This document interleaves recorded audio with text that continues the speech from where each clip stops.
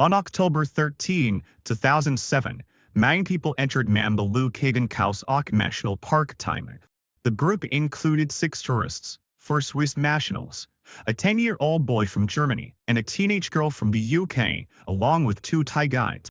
Mambalu is known for its scenic water-filled passages. During the dry season, guided tours are common. But this trip took place in the middle of Thailand's rainy season.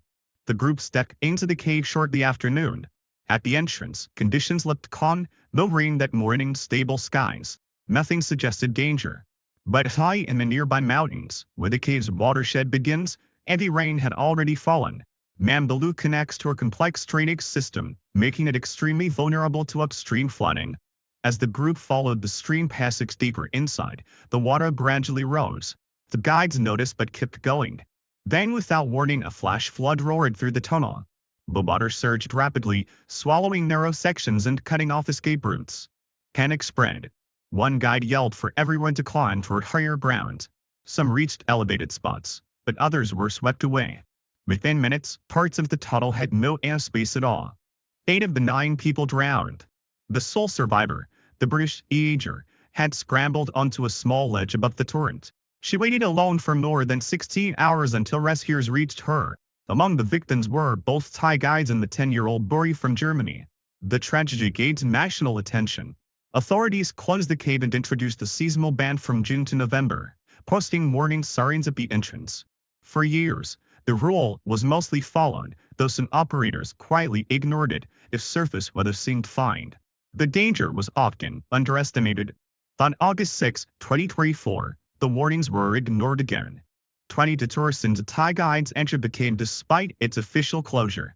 The morning was clear, but it had rained the previous evening. Around 5 p.m., as they were exiting, another flash flood hit. Water from upstream blasted through the passage. Rescuers managed to pull out the tourist and 1 guide, but the second, a 37-year-old man, was swept away while helping others. His body was recovered hours later. An investigation confirmed the tour company had broken the closure policy. Legal action followed. Park officials tightened safety measures, but enforcement remains a challenge. Tourism pressures, combined with visitors unaware of the cave's history, keep the risk alive. The Mambalu disasters remain among the most avoidable cave deaths on record. Schroeder's Kans Cave. On February 13, 1965, 3 members of the Boston Grotto Club arrived in Dolgeville, New York, to explore Schroeder's Kans Cave in the foothills of the Adirondacks. The team consisted of 23-year-old chemist James Mitchell, nurse Hedy Miller, and Harvard graduate student Charles Bennett. Before entering, Mitchell visited George Lyon, one of the cave's discoverers. Lyon explained the cave's layout, but didn't warn about current conditions.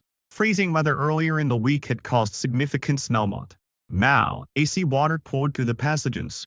The 3 pressed on, moving through named sections, Lemon Squeeze, Bend, and Gun Barrel until they reached a chamber with a vertical shaft, dropping 80 feet into a bell-shaped cavern.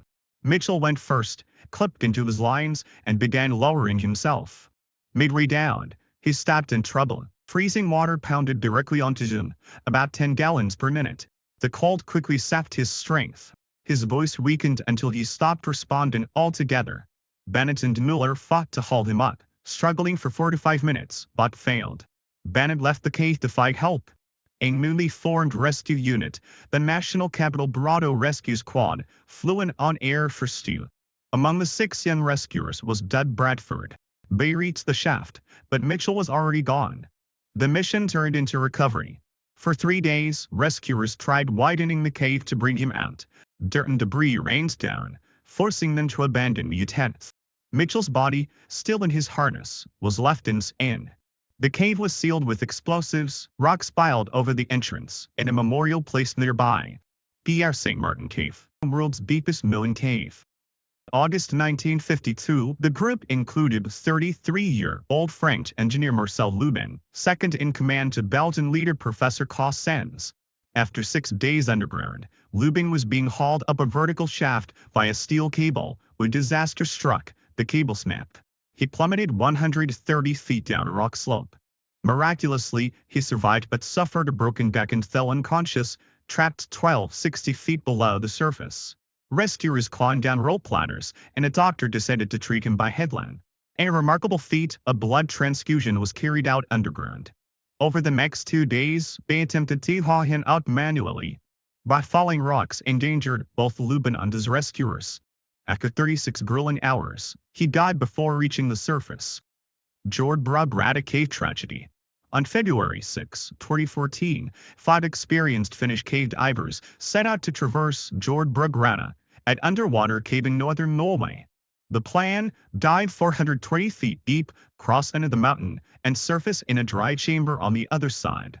Each diver carried a closed-circuit rebreather for extended deep dives.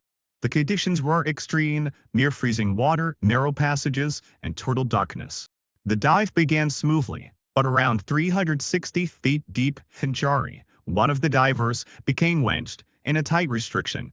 His rebreather malfunctioned. Patrick, another diver, tried to assist, but the tunnel was too narrow for both. Silt clouded the water, visibility dropped to zero, and Jari's breathing turned frantic. His mouthpiece slipped free.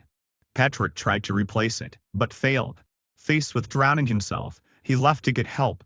2 divers were now missing. Police closed the cave, declaring recovery impossible. But weeks later, friends of the victims returned in secret.